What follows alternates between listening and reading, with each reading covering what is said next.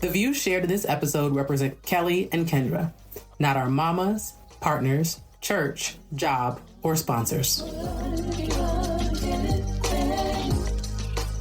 Check, check, check, check. Can you hear me? Can you hear me? My mic sounds nice, check 1. My mic sounds nice, check 2. Okay. So this is one of those times. I need to refresh, boss lady. Sorry, I need to refresh my lips. Oh, I just put my. This is ringleader.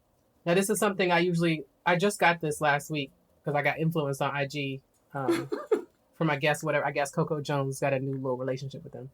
So this is supposed to be layered with other things like a lip liner, and now you know I'm gonna pull it out right. So it's supposed to be layered with. Do I have all of the pieces with me? I believe I've been layering it with. This is Straight Boss. Okay. The lip liner, and then after Straight Boss, I'm supposed to put on Curlfriend, which is a matte sort of neutral pinkish thing. I think I got that same setup. And then I put Ringleader on top.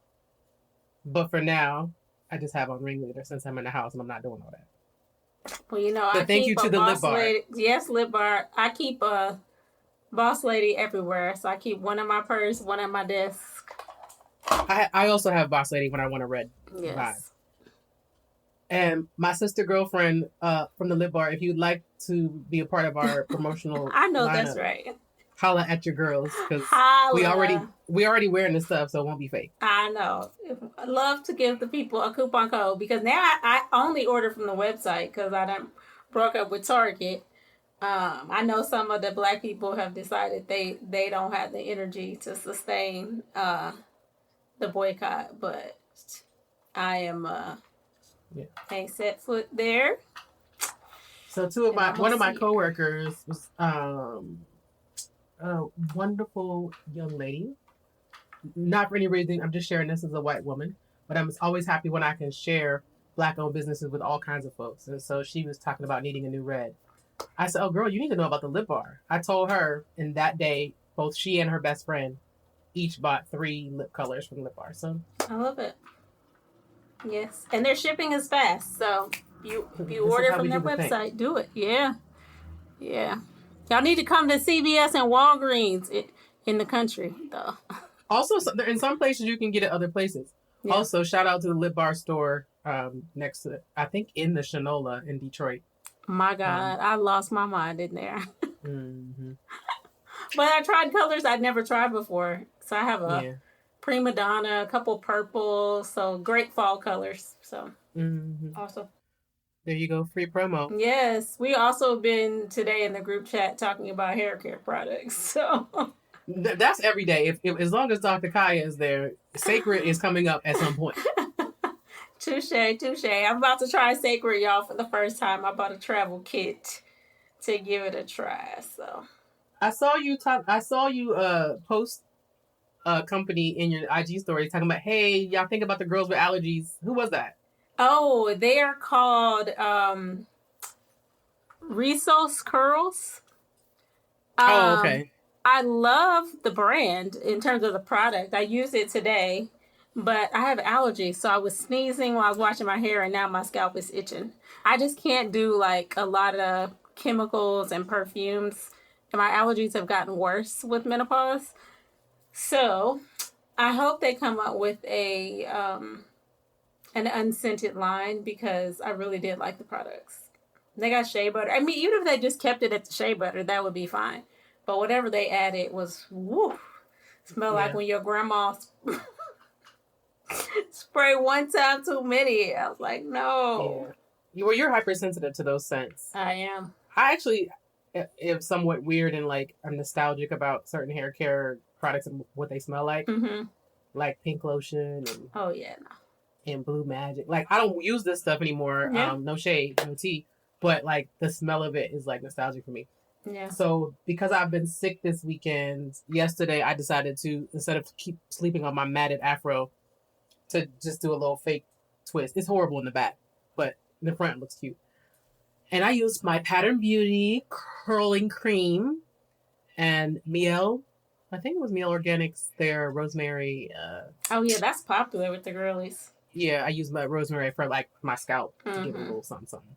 Because I've been keeping up with the things. I've been going to my lovely Dominican sister Candy for my blowouts and trims, and then last week I had one of the best wash and goes I've ever had. My girl Carmen at Chelsea Ray Studio in Pittsburgh gave me a wonderful wash and go. But like again, I was sick this week, so I kind of messed it up. But I think that's gonna be my new rotation. Every once in a while, I'll do my protective styles, my braids, but I can't be relying too heavy on that because my hair starts to break off, and Yeah. my scalp likes to breathe.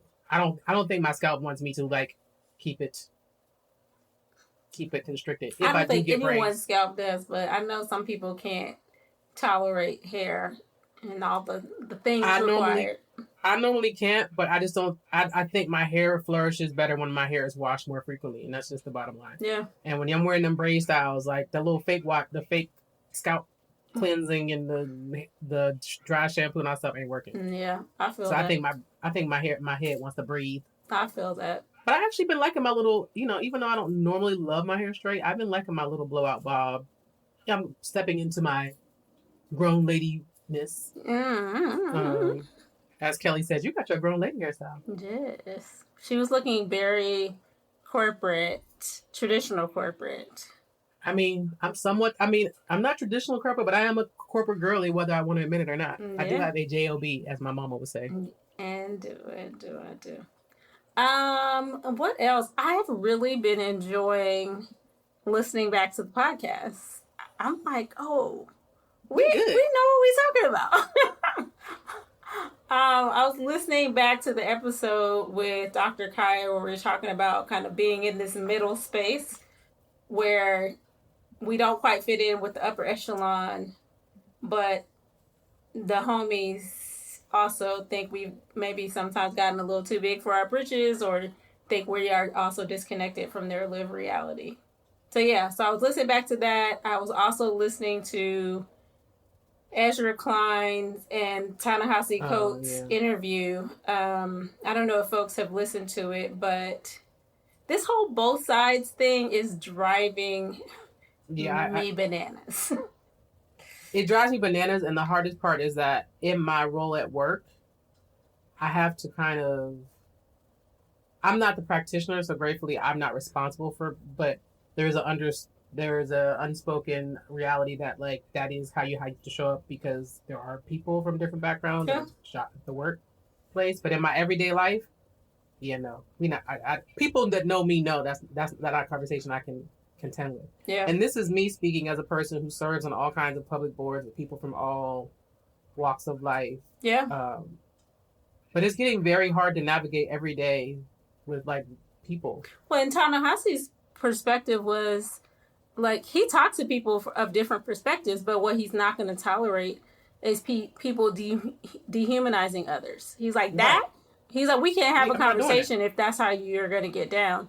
Period. And so you could tell Ezra was struggling. He said, people keep saying, until you dehumanize someone, but what about the people who do dehumanize? Do we just leave them out into the wind? And so there was just an interesting discussion, but I appreciated Ta-Nehisi pushing back because Klein was really resistant to Black folks referencing Reconstruction because, the idea of like having another civil war that we are at that point just feels like too much for him. And, Ta-Nehisi was like, that's what Black people deal with every day. Like, so I just appreciate his rigor. I also appreciate how he has his integrity. And I felt like he was clear. Like, I didn't feel like he was, what does he call it? Capitulating? Like, capitulating. Yeah, I didn't feel that from him, but, it was an interesting conversation. Let me say that.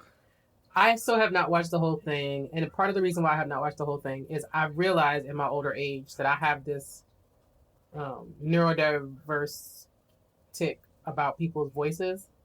So if I already don't like the content of what you're saying and I don't like your voice, it's hard for me to sit through it. And I've realized I've had this for years, and there's been certain people I've been around, and I've been like on the inside, like my skin would curl, and I would feel bad because I'm like, I love this person. Why don't I want to hear them speak? But an auditory thing that I'm just grappling with. So on top of that, and you saying some what I believe to be some BS, so I'm trying to like get back to having attention span and recognize that I can do hard things and listen to things that I think I need to be listening to, but I have not been able to get through that. And that's just me being forthright. Now, but Ta-Nehisi in general, what I love about Ta-Nehisi is he makes it this is coming from a black feminist, black womanist, progressive, questioning Christian. Ta-Nehisi Coates makes a case for skepticism of religion. Yeah.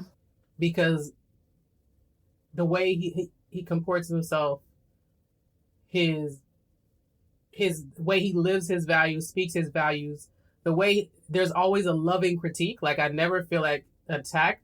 He when there is emotion in his voice, it's for humanity, right? You can hear it.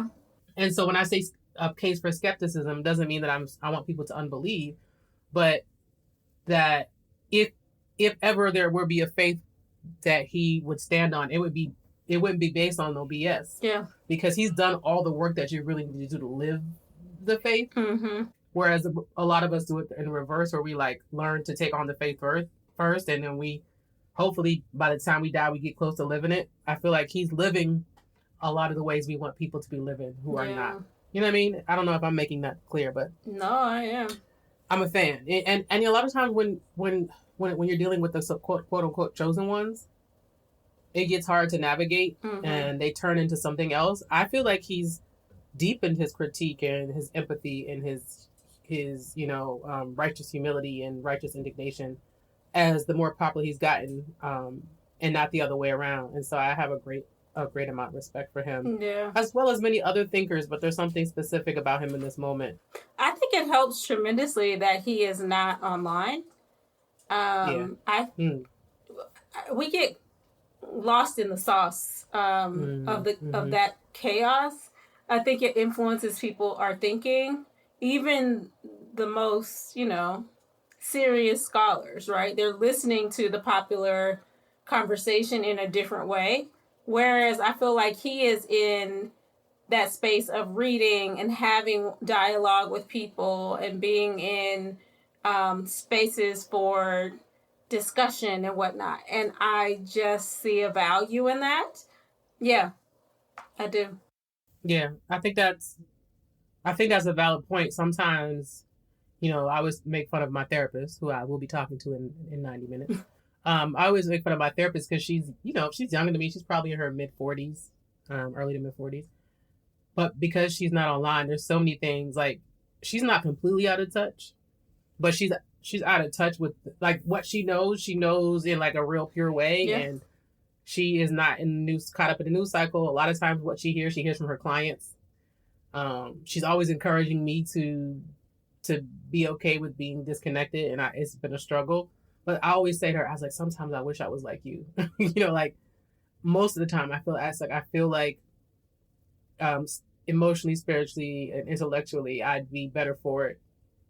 Because I'm sitting in an office right now full of books that I long to read and go back into. Like the life of the mind has, on top of my creativity and all the other things I love to do, has been so important to me for the past, I don't know how many years, 20 years. And I have a really hard time tapping into that because I'm just like caught up in the news cycle. When I get up in the middle of the night and I have insomnia, I'm not doing what I used to do and go read a book or write in my journal. I'm scrolling on Instagram. Mm-hmm. Well, I made that mistake. I try not to start doing that. Girl. So this week is the first full week of October. And last night, in the middle of the night, in my menopausal wake up, I rolled over and opened Instagram, and Angela Rye had posted like her goodbye post about the podcast, Native Land Pod. And so, what's his name? Andrew Gilliam, yeah. Posted his surprise. Like, what? I thought we were going to do this together. And then taps in Tiffany. And then Tiffany was like, I'm not even going to speak my mind on the socials. I'm going to save it for the pod. So whoever else was up in the middle of the night, it was getting really spicy in that, in the comments section. I want to go back and see how many comments ended up being there. Only to find out that these jokers are just rebranding their podcast because they're adding Bakari Sellers as a fourth host. Yeah, I wasn't feeling that at all. I'm just like, ma'am, there had to be a better way. There's too much going on to be playing. It's way too much going on to be playing. And, you know, she posted a little video and she's like, a lot of y'all was mad. And is. Yeah. And were. Like, ma'am, read the room. Especially since, like, for at least for us, to be candid, we were on the Win with Black Women call last night. It was a great call about, like, I'm not even going to get into the detail because it ain't for everybody, but this is a podcast that I think people will resonate with. It's just, a lot of it was, like, about our independent voices stepping up on behalf of the community and talking about ownership and not depending on, you know, these power structures or media companies to tell our stories, to tell our own stories, to tell it through our own mediums. And, you know, Angela was missing that day. She wasn't able to come last night. And then I see this, I'm like, Lord, so I'm doing what we do. I'm creating narratives. Now, see, that's why she couldn't come to Women Black Women, because she was over here arguing with them. I'm heated, creating a whole narrative. Come to find out, it was all social media fodder. I'm like, y'all gonna stop playing. Yeah, I don't like social media antics.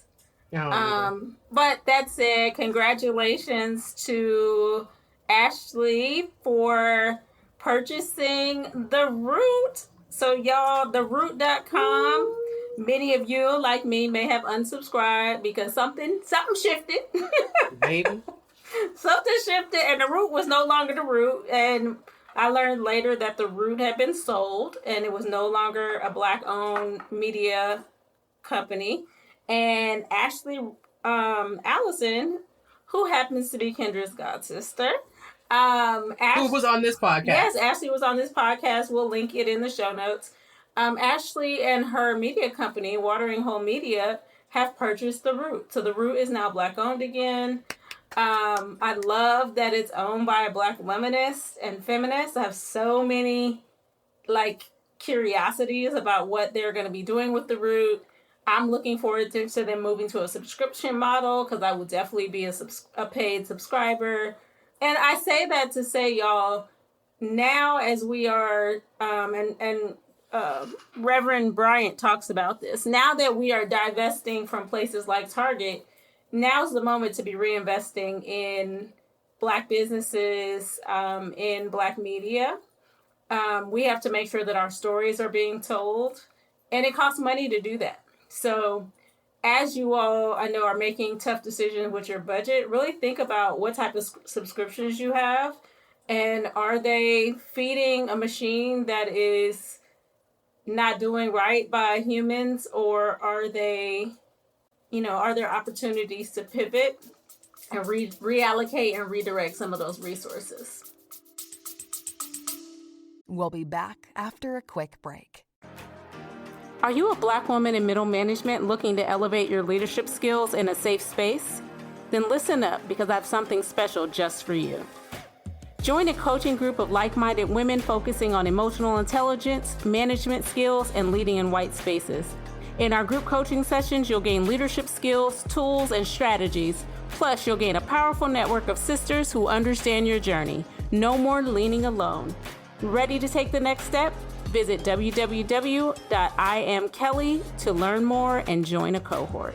Let's lead together.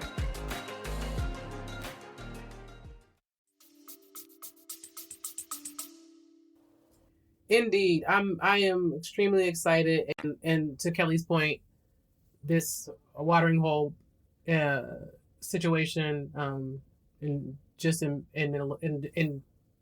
in transparency, I am on the board, not of Watering Hole Media, the purchase, but of the Action Fund, which is affiliated with Watering Hole. So I'm excited. Not that I, except just to say that I'm just so grateful to be in the universe as my god sister, who has been killing it since she was a young woman, since she was sleeping on my couch in Brooklyn. I love it. Making her way out of no way, getting her master's degree and being a teacher at Boys and Girls High School, and then getting her law degree, and then the rest is history. But back to the point about subscriptions, I have been being really thoughtful about that myself and thinking about, what am I doing? Like, I'm just like $5 here, $6 here. And you know, the Patreon ones are cool. But some of these like major media companies, I'm letting them take money and play in my face while they're like doing great harm to our communities. Yeah. I want to shout out another opportunity for subscription that I have recently subscribed to, which is Knubia and Narrative Network, KNARR, a narrative with a K at the beginning. And what drew me to this collective is Professor Karen Hunter, journalist Karen Hunter from Hunter College. She's also used to be a professor at Hunter College, I believe, and some other places. Well-respected, renowned New York-based journalist, and Dr. Greg Carr, professor of Africana Studies, as well as law professor at Howard University.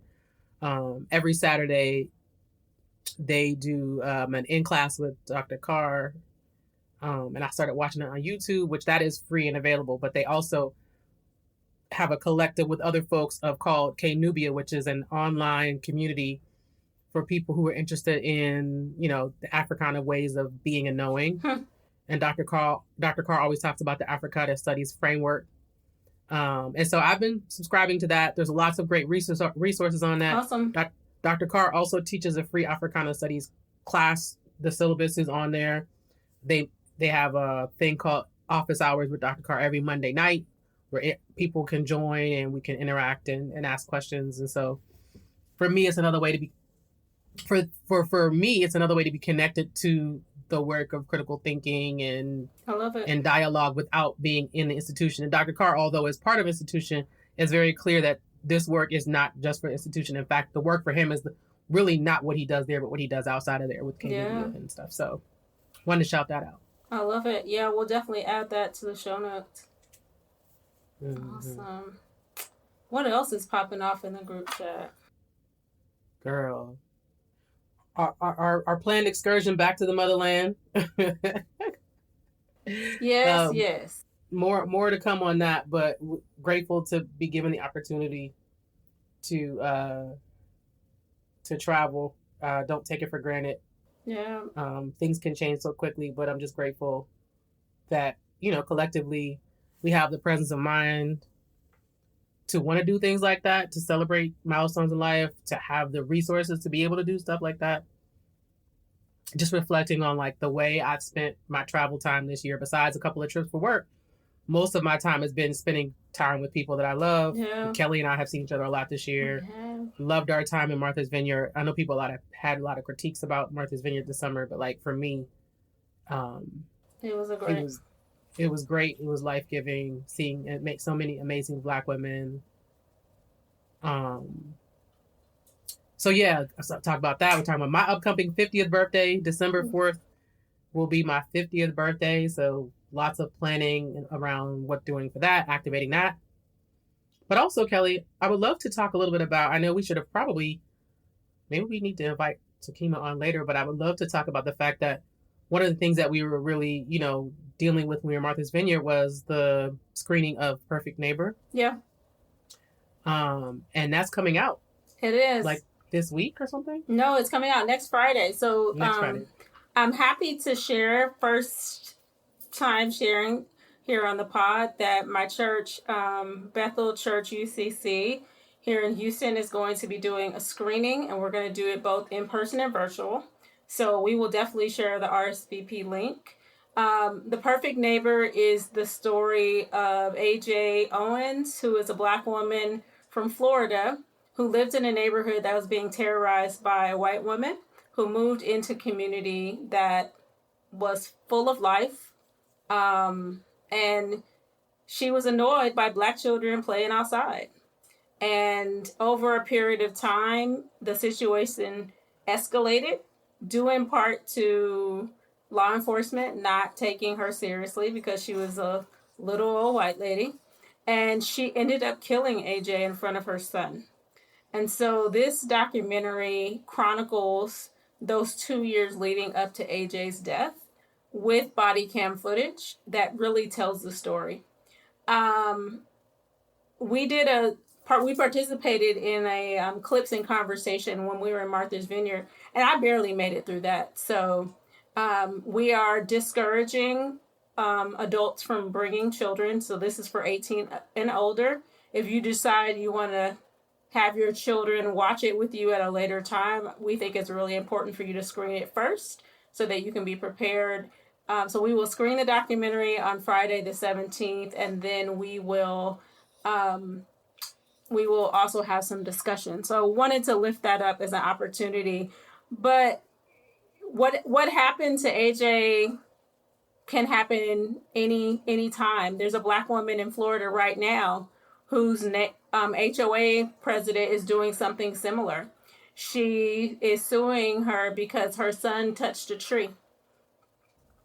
And so she has been advocating on Instagram, sharing her story, trying to rally and organize her neighbors. She's a first-time homeowner. She's a single parent. And the fact that she has to fight over something that's frivolous and also not proven. There's no pictures of this baby on the tree. There's no picture of this baby breaking any branches on the tree. The tree is a part of the community. It's not her tree. It just is too much. It is too much, and it's dangerous. So that's what I said in the comments. I was like, this sounds very much like what happened in AJ's community, and we cannot take these situations lightly.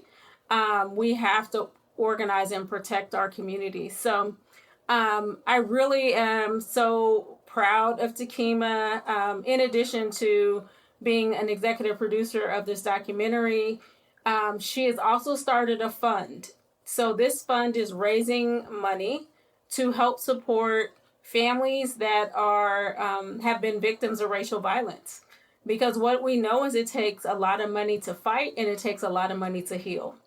And so this is money that takes care of travel for the families as they're trying to reorganize their lives. In AJ's situation, her mom is now a caretaker of 4 children, right? Her mother, that wasn't in her life plan, right? Mm-hmm. That this would be what she's dealing with. The children need support to be able to find what their new normal is and to deal with the loss of their mother from different perspectives, right? One child was present, the other children were not. But all of the aftermath that comes with that, it's costly. Therapy costs money. And to make sure that justice is served costs money. So we will also put a link to the fund for those who are inclined to learn more about that effort. But yeah. Thank you for that thorough breakdown, because I was not going to be able to do that. I know you're much closer to the cause and to, you've been connected to Takima on this for many, many, many years, months. So I appreciate that. The other thing I wanted to say about it is just how timely it is, right? People have done so much work to explain away so much of what we've seen in her in the past 5 years, right? Yeah. Now we've got people saying, well, yeah, we saw George Floyd died on camera, but now it's a drug overdose. All this really inhumane reactions. But like this film, oh my God, like I said, we only saw snippets, but this footage is real footage of things happening in real time on the body cams and stuff, and the 911 calls, and it's just like you don't only see the occurrence, you see all this time leading up to this thing, and it's like we don't really get this opportunity. Yeah. And so for me, mm-hmm. I feel like this film is another kind of litmus test for what kind of country we want to be. Because if you can watch this and come up with all the things that we people come up, then I don't know what to say, Yeah. So, and I'm gonna leave it at that. But like, there's, it's just, and it's just, I mean, it really drives home for me why filmmaking is so important. Yeah. And my art is so important. As a matter of fact, Professor Eddie Glaude posted today on Threads, like, where's the art of the moment or something like that. Let me find it. And it felt like a call to, like, I was thinking to myself, like, I've been doing some, writing and some music and stuff. And a lot of it were things that I've been stewing on for a long time. But like, Kendra, what does this moment call for? He said, I keep asking myself, where is the art for this moment? What is the soundtrack for our time? And, even though unfortunately this is not a dramatization, this is a documentary, a real life thing, I think it is still a form of art. The way that it was compiled and the way that the care that was given and even the fun being created and just the overall campaign around it is for such a time as this. And so I'm hoping that those of us who are cultural workers and creatives recognize the power of the things that we do in moments like this as well. Mm-hmm. And hopefully we don't have to glean from so much pain and tragedy, but sometimes that's what happens and what's called for. So absolutely. Now you're making me think, is there an artist we can invite who could like do a live painting or something? We're trying to be really intentional, and like for the people who will be in person, we're setting up a community altar. And then we're also going to have like, art supplies and things available. So as people need to step away or just process as they're watching the documentary, that we hold space. It's a sobering reminder. Takima shared with us that when she screened it overseas, the audience was like, why is America so obsessed with guns? Like, what is the obsession that y'all have that you just can't let it go? And I think it speaks to some of the "this is not who we are" rhetoric that people keep espousing and sharing, especially online. We've always been a violent country, right? Since Europeans came on this land, they were violent. And we can't wish that away. I think that's part of why people are trying to take history out of schools, right? That we will continue to make the same mistakes in this country until we face it. And I think that where we are now is just another example of how we got back around.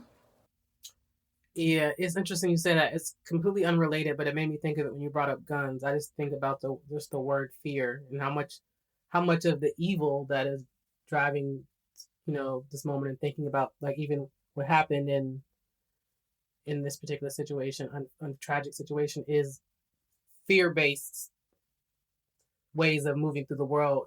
Yep. And I won't get into the details because it's just a developing story. But unfortunately, a young woman shot and killed another young woman in a barbershop yesterday here in Pittsburgh. And when I read the account of what happened, which is still too new to really know what was going on, basically this young woman had some beef with this other young woman for many years about somebody they were dating. They had both dated or something happened. And one young woman was in the barbershop. The other young woman walked in and immediately went on guard. So while the other young woman was sitting in the chair, she said she made sure she had her gun on her because she didn't know what the other one was going to do.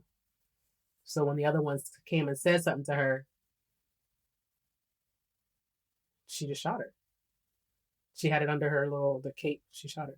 And when she went home, she told her mom and her girlfriend, and then she turned herself in. And then when the police asked her, she said, I didn't have to shoot her. Right? And it broke my heart because both of these young women were 20, 25 and under. And I don't know the details and I don't know the full story, but it broke my heart because that she had the presence of mind, to admit that like, here's these two young women who have been beefing about somebody for years and it built up to this. And this is how it went down. And probably because she probably did think the girl was going to do something to her. And then she's like, I never saw her. Yeah, she didn't pause to think to say, does she have a gun? Is she going to do something? I don't know if she was going to hit me. But all she knows, she's like, well, I have a weapon. This is the time to use it.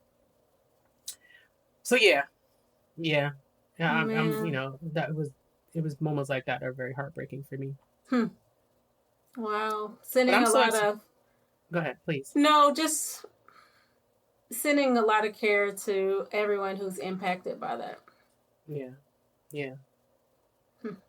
Including the other people in the barbershop who they were none the wiser that all this was going on. Yeah. In broad daylight. But anyway, I wanted to say, I'd love to hear that the church is doing a screening. I wanted to participate in a screening, so I will probably just come to y'all's virtual screening. Awesome. Because I want to, watch it in community. I was thinking about doing something here with other people. Yeah. Which I could still do. Either whether I do something, like a virtual watch with social, Yeah. Which I'm going to talk about in a second about the spill conversation that happened yesterday. Or, just invite some folks over and watch and talk about it after. But I would love to watch it. But I think I'm going to watch it with y'all first. Okay. Speaking of spill, Yeah. because I was thinking about where do we go? Where are our virtual spaces to go to anymore? Because it don't be safe out here like that. People talking about stuff. I don't even like back in the day. We would have gone on Twitter and we would have watched it together as a family. And I have a colleague who used to work at Meta, and she was like, "Get off those man's apps." Yeah. She ain't give me no specifics. Well, listen, I work with people. Half of my, I work in tech, so half of my coworkers came from all of those places. Like, but I think we underestimate how addicted we have gotten to these platforms, which is why it's so hard for people to walk away. And yes, I know there's some professional reasons, right? Like Facebook makes you have a personal account to have a business account, and people feel like based on their demographics, they have to be there and all of those things. But free ain't free. And my philosophy with all tech firms is that if you on the free plan, baby, all your shit is out there, has been sold, right? Folks be clicking past the terms of service, the privacy statements, the cookie announcements. That's one thing I do not click past is cookies. Yeah. But yes, you're right. We've all done it. Yeah. So I to be candid, when Spill first dropped, I was like, yes, another space, just like with Blue Sky. You're trying to find alternative spaces. And I think I set up a profile. I couldn't find it yesterday, but then when I tried to set it up again, it was taken. So I know I set it up. But anyway, I set up a new one. But it was crazy because it was like I think the day before I was on WeFunder, which I use WeFunder to like micro invest. Mm-hmm. And Spill was on there. I was like, man, you would have thought they've raised quite a bit of VC money. I would have thought their WeFunder cap would have been met because I think it was like 1.3 million or something we're trying to raise. And I was like, but getting people to invest in Black people stuff is hard, So I was like, I'm going to invest. And I started to do it and then I stopped. And this is literally Saturday. Oh, wow. Then Sunday. On Win with Black Women. We on Win with Black Women. And she's talking, Kenya Parham, who's the Chief Growth Officer, which there are no Black women Chief Growth Officers. Yeah. So let's just start with that. She's the Chief Growth Officer at Spill. And while she's talking, I go back to WeFunder. I said, let me go ahead and finish this transaction. So I added my new card and stuff and I invested. And then I dropped in the chat, hey, y'all can also invest in Spill via WeFunder or whatever. And not 3 minutes later, they start talking about, oh, we also want people to invest. And they say, go to Spill/investor. But when you click that, it takes you to WeFunder anyway. Yeah. But women were investing because I was watching the numbers go up. Awesome. I love that. Yeah, so I, Y'all, I like Spill, but it's a little millennial. It's noisy. Yeah, but all these apps are like not for us. Yeah. Like TikTok, it's no problem for me to get off of that because I never gelled with me. Yeah. The other day I had to get back on Snapchat and I ain't been on there in years, but one of my besties was like, hey, have you seen my son's Snapchat today? Because she wanted to see where he went to the homecoming. I said, let me go log in. Meanwhile, I hadn't been in here in years. I had to redo everything. And I was like, girl, he ain't post nothing. And I was like, I can't believe I let myself. And like, I don't want to be on another social media site. But at the same time, if we're going to have these things, I would rather us have these spaces. I agree. We need something. We need something. And I think there is a signaling of a kind of like moving away from some of this stuff. Yeah. But the reason why I'm nervous about that is because the alternative is YouTube and just comment sections, which is a different kind of engagement. Yeah. Which it doesn't work. Like even for church on Sundays, having church on Zoom is very different than live streaming on YouTube. Yeah. You just lose the flavor, and we lose people because they're not able to really interact. It's not real engagement. It doesn't let you to reply to direct comments. Like it's just they need to come a little bit further along for sure. Well, it's not what they're there for. I mean, it wasn't what they intended to be there for. But and they making a killing off of what they are doing. So what's the incentive to? What's the incentive for them to make it better for us? Real right? Talk. Because Roland's whole platform is only YouTube, right? Yeah, and he's doing great. Yeah, he's got lots of subscribers. Speaking of Roland, see now this is how my brain hops. So anyway, yes, if you're gonna do a new social media site, support the good folks at Spill. Let's give them a chance to see what they're talking about. And we'll put the link in the chat. Yeah, they've been doing the work. But wait, before we go, there is a over 40 group on Spill. I joined. Join that group if you are over 40. I tried to join a Black woman over 41 and something happened. But anyway, I'll deal with that later. Speaking of Roland Martin had I'm going to his YouTube page so I don't mess up this man's information. And I just followed this man on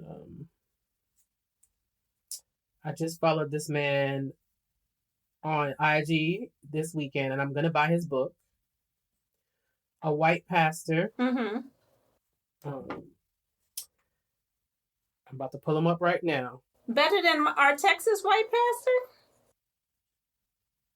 James Tallarico? Mm-hmm. I wouldn't say he's better, but I was feeling what the man had to say. I love it. So this man grew up evangelical. Okay. Roland be posted a lot because how he get this far down on the thing? Because I was just watching it like not too long ago. This is full-time job now. Now I sound like one of the old people. Like, sir, what you been doing? 19 hours ago, one day ago. My God, today you've been working. Go to his top video. Where are you in YouTube? You getting lost. No, I'm going through IG and YouTube. Oh wait, I know what the guy's name is. His name is Conrad. Hold on. Y'all, this is how the senior saints navigate things. I'm feeling very senior saintish. No, what you got me? Wait, look, I can just go to my history. I forgot. I just watched it. Hello, somebody. Child, I was on YouTube this weekend. My God. Okay, narrative. Oh, here it is. Cody Deese of Georgia. Okay, we'll put the link in the show notes. What was Cody talking about? So, Pastor Cody Deese delivered a sermon at his church in Georgia, talking about the hijacking of Christianity to justify hate, racism, and white supremacy. He spoke specifically about Charlie Kirk's, and he did a side by side. He did a side by side of like what people are saying about what his message is and what he actually said. For instance, he gave the example of, I'm taking this directly from the show notes of Roland Martin Show, proclaiming faith in Jesus to denigrating Dr. King, excusing gun deaths as the costs of the Second Amendment.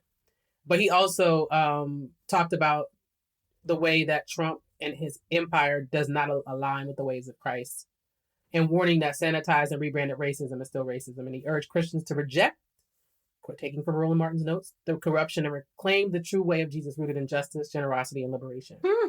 He kind of reminds me of James Tallarico. But yeah, he has a church in a part of Georgia that I spend a lot of time with, because when I go down to see Mr. Will, we stay in this hotel in this neighborhood not far from where this church is. So I got really geeked when I saw it. I said, okay, let me find out about this little church. And then it just so happened that he has a book that's coming out this week. Okay. And so listen, I know we are a Black woman podcast, but when I see people doing good work, I like to call forth those things. Okay. So he has a book that's coming out this week called Discovering Your Internal Universe: The Unexpected Good News About Anxiety, Panic, and Fear. With a foreword by Rob Bell. So you already know what kind of universe we're working in, right? But there's a lot of people who are like deconstructing Christians that come from very like dogmatic evangelical backgrounds that are like kind of aligned with the movement that he's in.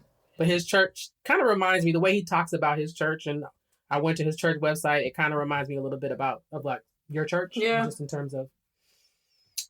So yeah, just fascinated, interested. I would be really interested in like going to see how it really shows up, because I think about something you say often about your church, not to call them out, but it is what it is, about people being willing to be multiracial, but not multicultural. So that is my like entry point right now, because I feel like there's a lot of people of all backgrounds who are ready to like show up differently in their faith as a pushback to what's going on. Yeah. But I still feel like there's still too much of that. Doesn't mean we can't be in coalition with those people, but if we're going to call people lovingly to the mat for something, I think that is a huge one. Yeah, absolutely. And we see how that stuff shows up, because y'all see that, you see that one pastor that's on Instagram talking about if a black person came to his church, they could join, but they could not show up. Like, basically, he's like, they can't show up with black culture. Like, if they're coming to the church, like, they got to come to our church and do what we do. Like, they can't bring their black culture to how they show up at the church. I mean, I appreciate his honesty versus bamboozling me. However, no. Well, he's of the MAGA persuasion, so yeah. It was an honest whatever. Like you said, I appreciate him being honest, because I wouldn't step foot in there anyway, but still. Yeah, I mean, there's a lot of churches that I would try to visit that said they were diverse congregations, but everything was culturally white. So, and not open to other ways of knowing and being. Absolutely. Or as Dr. Carr says, African ways of knowing and being. While we're here, I'd like to Where are you going? I'm going to my bookshelf. You know me. So, I'd like to talk about books that I purchased this week. So, one of my sorry y'all not here, but y'all can't see me, but my crazy butt just got up and walked away from my phone. Kendra. So, one of the things that I'm doing in this moment as an act of resistance is buying books. Now, I know that sounds crazy, because everyone that knows me knows I buy books all the time that I don't have time to read. But in time, and actually it's Banned Book Week this week. So shout out to the libraries, including the Carnegie Library of Pittsburgh. Shout out to the Milwaukee Public Library, which is my favorite Instagram account. Shout out to all the librarians, yes, book lovers, book readers, bookstores, educators. But anyway, these are my book buys of the week. But the reason, and before I get to the book buys of the week, I wanted to raise this book that I talk about often. Yeah. That I read many years ago, but is such a timely read for right now, called The Politics of Jesus by Aubrey M. Hendricks Jr., who's a professor, I think at Columbia and Union Theological Seminary. And the full title of the book is The Politics of Jesus, Rediscovering the True Revolutionary Nature of Jesus' Teachings and How They Have Been Corrupted. You see how much, and if you could see me, you can hear all my little Post-it notes and my little sticky things and all the things I have in here. And this is where I learned a lot more in detail about the Constantinian Christianity that we've seen. We also see that like Project 2025 has been a long, long time coming. Yeah.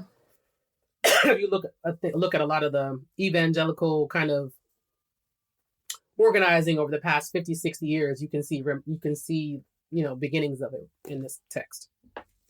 But other than that, I want to, this is my offering for this podcast today, is talk about the books that I have right now. First being something I got on pre-order, which there's so many book clubs about it, so I feel like I need to go ahead and read it. But I got a signed copy of 107 Days. Okay. By Vice President Kamala Harris. I'm excited about that, but I'm more excited about the other books that I bought. Some of them are classic texts that I'm bringing back. And I will also include these in our show notes and in our book thing. Our bookshop. Our bookshop. Mm-hmm. One of the most important texts for people who study Black women studies. All the women are white, all the Blacks are men, but some of us are brave. Black women studies. This is the second edition with a new afterword by Brittany Cooper, who we love. Awesome. Then I've got Still Brave, the evolution of Black women studies. Edited by Stanley M. James, Francis Smith Foster, and of course, the legendary Beverly Guy Shepto. This one I got a couple of weeks ago, but I started reading this one. Okay. Positive Obsession, The Life and Times of Octavia E. Butler by Susanna M. Morris, a great professor and one of the Crunk feminists from Crunk Feminist Collectives. Okay. A professor in Georgia, also, a comrade of Dr. Brittany Cooper. From Black Power to Black Studies, How a Radical Social Movement Became an Academic Discipline. If you haven't noticed right now, I'm really interested in Black Studies because I'm interested in sort of area and ethnic studies more generally, but I'm interested in Black Studies and feminist studies as a way of creating my own intersectional lens in this particular moment, especially when it's like under siege right now. Yeah. By Fabio Rojas. Black Patience, Performance, Civil Rights, and the Unfinished Project of Emancipation by Julius B. Fleming Jr. The Sisterhood. This is one of my favorite pictures of history. How a Network of Black Women Writers Changed American Culture by Courtney Thorson. Very excited about this book because I feel like that's what me and Kelly and all my girls, we are somehow part of whatever history is to be. And then finally, one that I brought to bed with me that I did not open, but I always go to bed with the book as if I'm going to read it. Our History Has Always Been Contraband in Defense of Black Studies, edited by Colin Kaepernick, Robin D.G. Kelly, and Kianga. I forgot how to say her name. Okay. But awesome. y'all bear with me. I sound like acetaminophen. Well, acetaminophen. Well. My God, today is Black AF in your library? I have the what do you call it? The electronic version audio? of Black AF. Okay. Mm-hmm. Yeah. I do have that, and I'm sure I'm good for starting a book with it, getting to the preface and the chapter 1, and then never going back. But it's no shade on the book. It's my brain power. Yeah. Yep. What about you, Kel? Anything you'd like to share? What you've been doing? What's been your little mini acts of resistance in this moment? I have been going back to listening to books. I'm listening to several, to your point. I'd love to hear. One that I'm going through with my therapist is called Listening When Parts Speak, written by a Black woman named Tamala Floyd. We're talking right now in therapy about, they call them ancestral burdens. So what are the burdens I'm carrying that belong to my ancestor, and how can I process those? I haven't downloaded the full version, but I downloaded the preview to The Meaning of Mariah Carey because someone told me that was a good book, and so I want to get that in the queue. You mean the one that she wrote with Michaela Angela Davis? Yes. Okay, yeah. Yes. The Water... I'm feeling the new Mariah. Sorry. Oh, yeah. Go ahead. The Water Bearers, which is written by a local artist here named Sasha Bonet. I've started that. I'm enjoying it. The Stony Road is in here. So as I'm trying to better understand Reconstruction, Henry Louis Gates wrote this book about that period in time.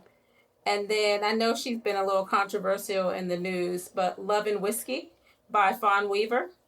It's definitely a good listen. I was just talking about her yesterday. Mm-hmm. And so I want to go ahead and finish it because I think just the story of Uncle Nearest and what she originally set out to do were just interesting to me. So those are some of the ones that are at the top of the queue. And speaking of audiobooks, I've also recently downloaded Ain't I a Woman by Bell Hooks because it was free.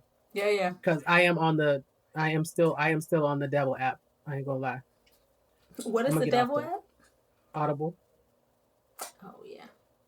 But I also still use Libby and all the libraries too. My biggest L in the revolution is my legitimizing and making excuses for convenience because my brain is so goofy that the more things that I have access to, the easier for me to actually get things done. And that the inconvenience of certain things make it harder for me to manage my neurodiversity. But I'm going to have to build a bridge. I also started Hammer and Hoe by Robin D.G. Kelly, because he's just one of my favorite thinkers. Yeah. About Alabama. Alabama communist during the Great Depression. Hmm. And then just because I sometimes download her books, even though listening to her read her own books drives me nuts because she be acting like she could not be bothered. Tara McMillan's book, Getting to Happy. Tara McMillan still is a great writer, but when she reads her book, she sounds like, why y'all got me doing this? Oh.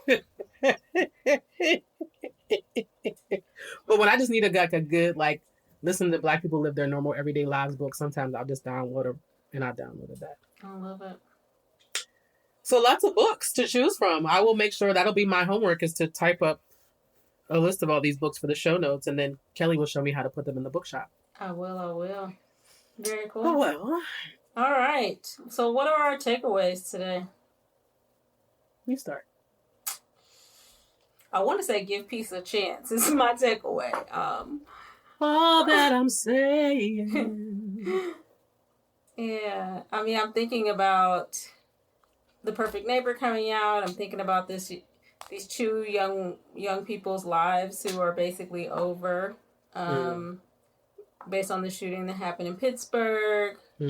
I'm just thinking about all the ways in which our words are violent, the way Christian nationalism is violent. So yeah, can we give peace a chance? Can we allow people to believe what they believe, to love who they love, and treat them with dignity? Like, can that really be a thing that we aspire toward in this country? Ashe. As for me, I'm thinking about a few things. First, I'm revisiting that provocation I read from Eddie Glaude on Threads today, which is, where is the art for this moment? What is the soundtrack of our time? Often we don't know until the time has passed. And I know some new stuff has dropped, but I don't know what it means yet. There's great art out there. Shout out to MOAD, Museum of African Diaspora. In San Francisco? In San Francisco. They just had their big gala. They're doing a bunch of anniversary stuff this week. My dear friend Tiffany Stevenson is on the board. And one of our own, Mikkel, here in Pittsburgh, his work was featured, is currently featured there, and he was part of a lot of the festivities there. But I'm just thinking about artists like him and others who are doing amazing work in this moment. But also I'm asking my question, I'm asking myself, like, where do I fit into that as a creative and a cultural worker? Yeah. Not only about what's being created by my own hands, but what am I enabling? Because cultural work and cultural production, cultural organizing is one of my gifts. Mm-hmm. Also just thinking about how do we build better coalitions? Yeah. Although we know the little brush up we saw on social media yesterday was not real. Pissed me off. It does remind me that often we get caught up in the little things little disagreements we have with one another, and we don't build coalitions. Yeah. Towards like especially in times like this, where like we don't got time to be like, you like yellow and I got green, you know. And we don't know how to repair. Like so many of us have never been taught what it means how to repair, to go through a repair process. Right. Or just the basis of how do you write your non-negotiable list, right? Like, yes, I'm not going to trade homophobia. Like, I know back in the day, people talk a lot about like Black women had to forego their gender in order to advance the Black question. The gender question had to be set in the background, which made it so that, you know, Black men could vote, but we got left in the dust. Things like that. I'm not talking about, to your point earlier about Ta-Nehisi Coates, I'm not talking about denying people's humanity. I'm talking about, you want to go left, I want to go right. You want to use this framework, which is all kind of European in origin too. Yeah. Like, you use this socialist framework, and I use this, West African framework, and I use this Asian framework. I tell people all the time, I love theory. I'm a theory girl. Everyone knows that. I'm a professional student. But theory did not stop in the 1800s and the Enlightenment and all that in the 1900s. Like, that theory is ever evolving, and that sometimes the frameworks are in the making. Yeah. And so we can glean from these things, but we can't let them be barriers to the work. We can't let them be barriers to what we need moving forward. As we can see, that does not work. Just like we're stuck right now in this binary of Democrat, Republican, left and right. You know what I mean? Red and blue. We need to let go of the binaries and find, with the right people, and the people, there's some people there's no negotiating with, there is no conversation, but others, we can find that connection point and build coalitions Absolutely. so we can resist together. Yeah. That was my long takeaway. I'm sorry, No. y'all. I had to preach. I appreciate it. I'm tracking. Yeah. So yes, go watch Perfect Neighbor on Netflix. October 17th is the premiere date. We want to run those numbers up. So we want to run those numbers up, and we want to hear what your thoughts on it. Yeah. We'll make sure that we have a post on Instagram that you can share. Yeah. You can share, everywhere where our podcast is, all our socials. Share. We want to hear from you about this. And we want to share that with the filmmakers. Absolutely. Check out our bookshop. Check out the show notes. And if you can answer the question, what is the art for this moment? What is the soundtrack of our time? Share that as well. We want to hear from you. Absolutely. Also, check out our merch on our website. Yes, check it out. All right. Y'all take care. Take care. Peace. Peace.